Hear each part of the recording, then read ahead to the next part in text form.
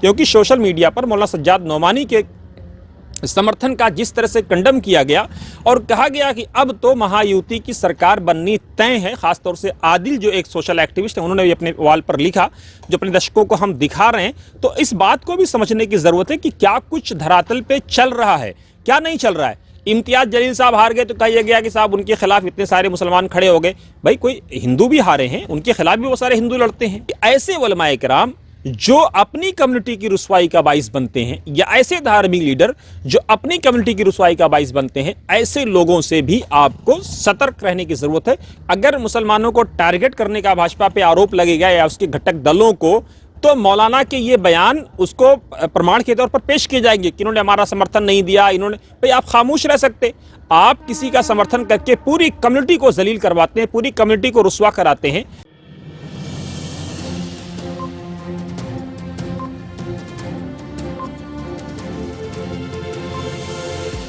झूठ से दूर, खबरों से भरपूर। आप देख रहे हैं वतन समाचार, मैं हूं मोहम्मद अहमद। झारखंड और महाराष्ट्र दोनों विधानसभा चुनाव के नतीजे आ गए हैं। साथ ही जिन 22 सीटों पर पोल होने थे, जिन जो उपचुनाव होने थे, वहां के भी नतीजे आ गए हैं। लेकिन झारखंड में वतन समाचार ने पहले ही अपने एग्जिट पोल में ये बात स्पष्ट कर दी थी कि वहां पर हेमंत सोरेन की सरकार बनने जा रही है। इस बात का भी वतन समाचार ने अपने एग्जिट पोल में अपने दर्शकों को बताया था कि झारखंड की अगर विधानसभा को देखें तो वहां पर हेमंत सोरेन पहले से बेहतर होंगे, कांग्रेस पार्टी कमजोर होगी। और तकरीबन रिजल्ट भी इसी तरह से आया है कि कांग्रेस पार्टी कमजोर हुई है, झारखंड में हेमंत सोरेन पहले से ज्यादा मजबूत हुए हैं या उभर करके सामने आए हैं। कांग्रेस पार्टी ने झारखंड में जो चालाकी चली थी, कहीं ना कहीं वो उसको नुकसान कर गई। कांग्रेस पार्टी को अगर आप देखें तो उसके जो दिग्गज नेता हैं, चाहे वो राहुल गांधी या मल्लिकार्जुन खड़गे, शीर्ष नेतृत्व में उन्होंने अपने घटक दलों के लिए प्रचार प्रसार करने से दूरी बनाई। जबकि कांग्रेस पार्टी के जो घटक दल थे, चाहे वो आरजेडी थी, चाहे वो हेमंत सोरेन थे, उन्होंने जम करके कांग्रेस पार्टी के उम्मीदवारों के लिए प्रचार किया। इसको कांग्रेस नेताओं ने डिफेंड भी किया। कांग्रेस की जो लोकसभा सीटों पर जहां पे बाईपोल हो रहे हैं, वहां पर कांग्रेस के शीर्ष नेतृत्व काफी बिजी है, काफी मशगूल है। लेकिन ये बाणी उनको उल्टी पड़ गई, और होना भी था, क्योंकि जब कोई आदमी चालाकी ज्यादा कर जाता है या उसको एडवाइस करने वाले लोग ज्यादा चालाकी कर जाते हैं, तो कहीं ना कहीं वो धरातल पर गिरता है। इतिहास इस बात का साक्षी है, और वही कांग्रेस पार्टी के साथ हुआ। महाराष्ट्र में भी वतन समाचार ने अपने दर्शकों को पहले ही बताया था कि एक तरफ जहां तिरकोड़ीय जोड़ी जो तिकड़ी है, चाहे वो देवेंद्र फडणवीस की हो, चाहे वो एकनाथ शिंदे की हो, चाहे वो अजीत दादा पवार की हो, वो बेहतर करेगी उस जोड़ी के मुकाबले जो उद्धव ठाकरे की जोड़ी है, शरद पवार की जोड़ी है, राहुल गांधी की या नाना पटोले की जोड़ी है, उनसे बेहतर करेगी। और यही महाराष्ट्र में भी हुआ, क्योंकि धरातल की सच्चाई को कांग्रेस पार्टी शायद इस बात को समझ नहीं पाई, क्योंकि कांग्रेस के शीर्ष नेतृत्व को यह समझना होगा कि जो लोग लगातार कांग्रेस पार्टी को, जिनके नेतृत्व में, जिनके महासचिव रहते हुए या इंडिपेंडेंट इंचार्ज रहते हुए कांग्रेस पार्टी लगातार हारती रही है, कांग्रेस ने अपने उन्हीं तुरुप के एक्कों पर दांव लगाया। तो जिन्होंने पहले डुबोया था, उन्होंने उसके बाद भी डुबो दिया। लेकिन कांग्रेस शायद ये अभी तक इस बात को समझ नहीं पाई है कि जो लोग राज्यसभा से आते हैं या जो लोग अपना पार्षद का चुनाव तक नहीं जीत सकते, वो कांग्रेस पार्टी में शीर्ष पदों पर बैठे हैं। और वो नेता जो 7 बार, 5 बार, 4 बार, 3 बार के लोकसभा सांसद हैं, या उनको ऑर्गेनाइजेशन का बेहतरीन तजर्बा है, उनको साइडलाइन कर दिया जाता है। ये कह दिया जाता है कि वो बुढ़े हो गए, कभी कुछ और कहा जाता है, कभी कुछ और कहा जाता है। तो उसके परिणाम जो भुगत रही है कांग्रेस, उससे बेहतर होने की उम्मीद नहीं है। संगठन के मामले अगर आप देखें तो कांग्रेस पार्टी, एक जमाना वो था जब कांग्रेस पार्टी थाना के लेवल पे, ब्लॉक लेवल से नीचे जाकर के जिसके संगठन हुआ करते थे। लेकिन जब कांग्रेस पार्टी पावर में आई तो पावर का ऐसा नशा कांग्रेस पार्टी पर चढ़ा, और आरोप ये लगा कि कांग्रेस पार्टी पर संगठन एक के बाद एक खत्म कर दिए गए। जो स्टेट लीडरशिप थी उसको भी खत्म कर दिया गया। उसको आप ऐसे देखें कि YSR रेड्डी, एक जमाना ऐसा था कि कांग्रेस के साउथ में बड़े लीडर हुआ करते थे।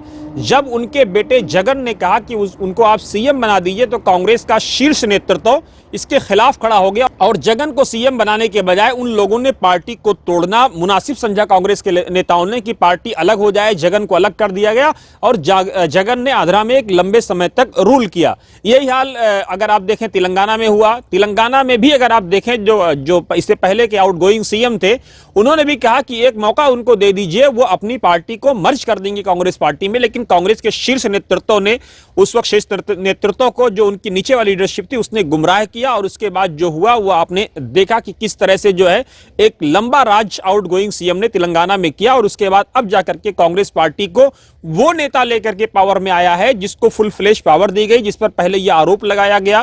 कांग्रेस के नेताओं ने उसका विरोध किया कि ये जो है एबीवीपी से आए हैं, फला से आए, ढमका से आए, ये कांग्रेस की राजनीति को नहीं समझते। लेकिन कांग्रेस के नेता धरातल के नेताओं को, जमीन के नेताओं को शुरू से लंबे समय से इग्नोर करते आए हैं, तो उसका परिणाम उनको इससे बेहतर नहीं हो सकता था। गोवा में आपने देखा होगा लास्ट टाइम जब कांग्रेस पार्टी की सरकार बनने की संभावना थी, तो यह कहा गया कि साहब शीर्ष नेतृत्व से कांटेक्ट ही नहीं हो पाया और इसलिए वहां पर बीजेपी मार लेगी, जबकि बीजेपी का वहां कुछ खास नहीं था।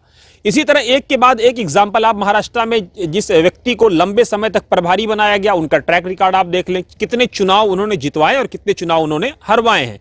दिल्ली में भी आप यही देख लें, दिल्ली में भी कांग्रेस पार्टी का कुछ बेहतर हाल नहीं है। एक जा रहा है, दूसरा आ रहा है, जिसको जनरल सेक्रेटरी बनाते हैं, कभी कुछ कभी कुछ। हालांकि दीपक बाबरिया साहब का थोड़ा सा ट्रैक रिकॉर्ड बेहतर है, लेकिन कितना बेहतर है वो अब विधानसभा चुनाव के जो नतीजे 2025 में होने हैं, विधानसभा चुनाव, वहां पर साफ हो जाएगा कि कांग्रेस पार्टी, अब आप ये देख लीजिए, संगठन एक के बाद एक टूट रहा है। उधर चौधरी मतीन चले गए, उनका बेटा जुबैर चला गया, उधर ओखला से भी किसी नेता के जाने की खबर है। तो सारे नेता कहीं ना कहीं, कोई भाजपा में जा रहा है, कोई आप पार्टी में जा रहा है, कोई कहीं जा रहा है, कोई कहीं जा रहा है। तो ये कांग्रेस के शीर्ष नेतृत्व की एक कमजोरी कहेंगे, मजबूती कहेंगे, ये तो आने वाला समय बताएगा। लेकिन जो नतीजे हैं, वो झारखंड से पहले वतन समाचार ने हरियाणा को लेकर के जो विश्लेषण दिया था कि साउथ हरियाणा में कांग्रेस पार्टी की मौजूदगी जीरो है। कांग्रेस के नेता उस वक्त उस बात को हजम नहीं कर पा रहे थे और उनके एकदम जो है अहंकार जो है उनका सर चढ़ करके बोल रहा था। उन पर यह आरोप लगा, लगातार यह आरोप उनके लोगों ने इंटरनल और एक्सटर्नल दोनों लगाया और कई तरह के विरोध आए। कुमारी शैलजा पर यह कहा गया कि कुमारी शैलजा को इग्नोर किया जा रहा है। कुमारी शैलजा प्रचार तक नहीं करने आई, बाद में यह खबर आया कई दिनों तक, फिर खबर यह आई कि वो अगर कई दिनों तक गायब रही तो उनसे कांटेक्ट तक नहीं किया गया। यह अहंकार का चरम नहीं था तो और क्या था।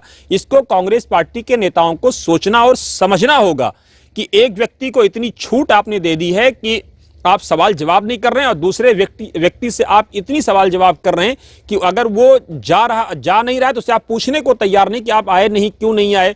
तो दलित लीडरशिप को यह लगा कि उनके नेताओं का अपमान किया जा रहा है, तो शायद उन्होंने ट्रैक रिकॉर्ड बदल लिया होगा। सवाल यह है कि ईवीएम सेफ है या अनसेफ है, ये टेक्नोलॉजी का मामला है। टेक्नोलॉजी में बहरहाल सवाल उठते रहे हैं, सवाल उठते रहेंगे। आज डिंपल यादव ने भी सवाल उठाया, उससे पहले अखिलेश यादव ने भी ईवीएम पे सवाल उठाया। ईवीएम कितनी सेफ है, डेवलप जो कंट्रीज हैं उन्होंने ईवीएम क्यों छोड़ी है, ये एक चर्चा का विषय है। लेकिन जब तक ईवीएम है तब तक आप ईवीएम पे सवाल उठा करके अपनी नाकामी को कम से कम नहीं छुपा सकते हैं। या तो सारा का सारा विपक्ष सड़क पर आए और ये ऐलान करे कि अब वो चुनाव में हिस्सा नहीं लेगा। आप चुनाव भी लड़ेंगे, जीत जाएंगे तो आप कहेंगे वाह वाह, और अगर हार गए तो आप ईवीएम पे सवाल खड़े करेंगे। ये दोहरा चरित्र नहीं चलने वाला है। इस बात को भी समझना होगा कि जीवीएल नरसिम्हा जो भाजपा के नेता हैं, उन्होंने लगातार अडवाणी जी के टेन्योर में ईवीएम पर सवाल खड़ा किया है। ईवीएम पे इससे पहले भाजपा सवाल खड़ी करती रही है और अब जब कांग्रेस हार रही तो कांग्रेस सवाल खड़ी करती रही है या उसके घटकदार सवाल खड़े करते रहे। लेकिन जो आपका संगठन का जो स्टैंडर्ड है वो जीरो हो चुका है। यूपी में किस तरह से पिछले विधानसभा चुनाव में आपको आपके लोगों ने खत्म किया, कितने सारे एलिगेशंस कांग्रेस के नेताओं पर आए, लेकिन कांग्रेस का नेतृत्व उसको संज्ञान लेने के बजाय उसको और जस्टिफाई करता रहा। इस बात को भी देखना होगा कि कांग्रेस पार्टी अगर किसी को अध्यक्ष यूपी या कहीं बनाती है तो लिस्ट किसी और की मर्जी से आती है, उसको पूछा तक नहीं जाता। इन सारे आरोपों पर कांग्रेस पार्टी को आकर के सामने जवाब देना होगा कि कौन लोग हैं जो ला करके लिस्ट थोप देते हैं, कौन लोग हैं जो कुछ और कर देते हैं। तो कांग्रेस अपनी जब तक अपना मुहासबा नहीं करेगी, अपना जो है आत्म मंथन नहीं करेगी, अपने इंट्रोस्पेक्शन नहीं करेगी, तब तक कांग्रेस पार्टी का ये हाल होता रहेगा। इस बात को कांग्रेस के नेताओं को बहुत ढंग से समझ लेना चाहिए, क्योंकि ईवीएम पर सवाल उठा करके आप अपनी जिम्मेदारियों से नहीं बच सकते हैं। महाराष्ट्र चुनाव के बाद मौलाना सज्जाद नोमानी का जिक्र हो रहा है, उन पर यह आरोप लग रहा है कि उन्होंने महाविकास अघाड़ी का समर्थन किया था। ऐसे लोगों से भी लोगों को सावधान होने की जरूरत है कि जो लोग एक पर्टिकुलर दल का समर्थन करके अपनी पूरी कम्युनिटी को मशकूक बना देते हैं। अब सवाल के तौर पर इसको इस तरह समझें कि महाराष्ट्र में महायुति की सरकार बनने जा रही है। अजीत पवार ने इससे पहले स्पष्ट कहा कि बटोगे कटोगे का नारा महाराष्ट्र में नहीं चलेगा। पंकजा मुंडे ने बहुत स्पष्ट कहा कि महाराष्ट्र डेवलप के लिए जाना जाता है, विकास के लिए जाना जाता है, हम विकास की बात करेंगे। और उनके पिता स्वर्गीय गोपीनाथ मुंडे से उनको ये बात विरासत में मिली भी थी पंकजा मुंडे को, जिसका पंकजा ने जिक्र भी किया।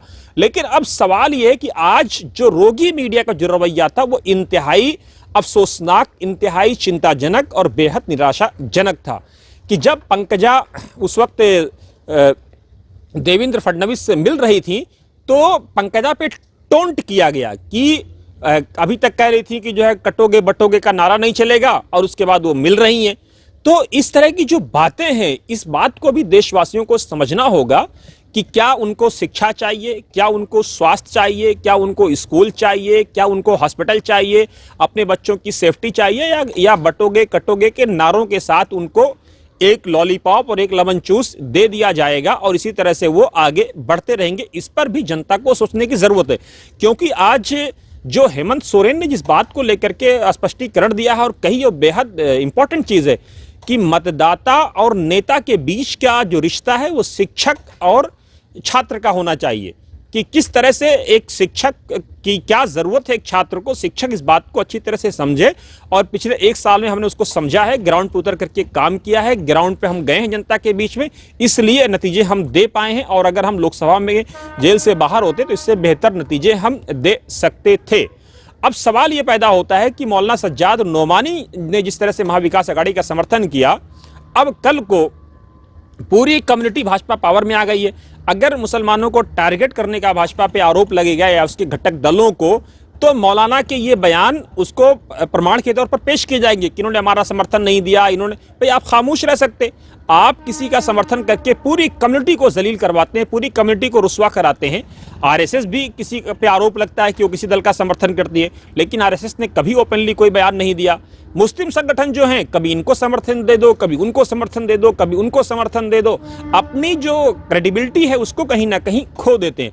और इसी तरह से ये लोग एक के बाद एक कहीं ना कहीं उलमाए किराम की जो क्रेडिबिलिटी है उसको भी खोने का जरिया बनेंगे, उलमाए किराम को टारगेट पिलाने का जरिया बनेंगे, उलमाए किराम को मशकूक बनाने का जरिया बनेंगे। तो इस बात को भी सोचने की जरूरत है, क्योंकि सोशल मीडिया पर मौलाना सज्जाद नोमानी के समर्थन का जिस तरह से कंडम किया गया और कहा गया कि अब तो महायुति की सरकार बननी तय है, खासतौर से आदिल जो एक सोशल एक्टिविस्ट है उन्होंने भी अपने वॉल पर लिखा, जो अपने दर्शकों को हम दिखा रहे हैं। तो इस बात को भी समझने की जरूरत है कि क्या कुछ धरातल पे चल रहा है, क्या नहीं चल रहा है। इम्तियाज जलील साहब हार गए तो कहा गया कि साहब उनके खिलाफ इतने सारे मुसलमान खड़े हो गए। भाई कोई हिंदू भी हारे हैं, उनके खिलाफ भी वो सारे हिंदू लड़ते हैं। इसी तरह से कुदरकी की सीटें कहा गया सारे मुसलमान खड़े हो गए इसलिए वो हार गए। अगर आप वोट देते हैं तो क्या इसलिए देते हैं कि मुसलमान या हिंदू या अच्छा और बुरा नेता देख करके वोट देते हैं। स्वर्गीय इलियास आजमी मरहूम ने अपनी पूरी जिंदगी इस बात से कहा कि अंत समय में लास्ट के 10-15 सालों में उन्होंने बराबर मुसलमानों से अपील की कि टेक्टिकल वोटिंग करें। उन्होंने एक लंबे समय तक कहा कि गोपीनाथ मुंडे को सपोर्ट करें, उसके बाद उन्होंने कहा कि शिवसेना में उद्धव से बात करें, लेकिन आप प्लानिंग के साथ बात नहीं करेंगे और जब सरकार बन जाएगी किसी की तो आप कहेंगे कि आपको हिस्सेदारी नहीं मिल रही है। टैक्टिकल वोटिंग करिए, इस बात को समझिए। जब तक इस बात को, सच्चाई को नहीं समझेंगे और डायरेक्टली किसी का विरोध या किसी का वो करके आकर के करेंगे तो कहीं ना कहीं जो अगर जिसका आप विरोध कर रहे हैं वो अगर हारेगा तो हल्का सा कहीं ना कहीं एक स्पॉट रह जाएगा उसके दिल में, जिसको बहरहाल कोई मुत्तकियों के दिल से कोई नहीं निकाल पाया, तो नेताओं के दिल से आप कैसे निकाल लेंगे। लेकिन बहरहाल नेताओं को, उलमाए किराम को, क्योंकि मौलाना सज्जाद नोमानी के खिलाफ दिल्ली में भाजपा का जो अल्पसंख्यक मोर्चा जमाल सिद्दीकी जिसको लीड कर रहे हैं, उन्होंने एक शिकायत भी दर्ज कराई है और मौलाना पर यह आरोप है कि भाजपा से जुड़े मुसलमानों को वो मुसलमान नहीं मानते या इस्लाम से खारिज कर देते हैं।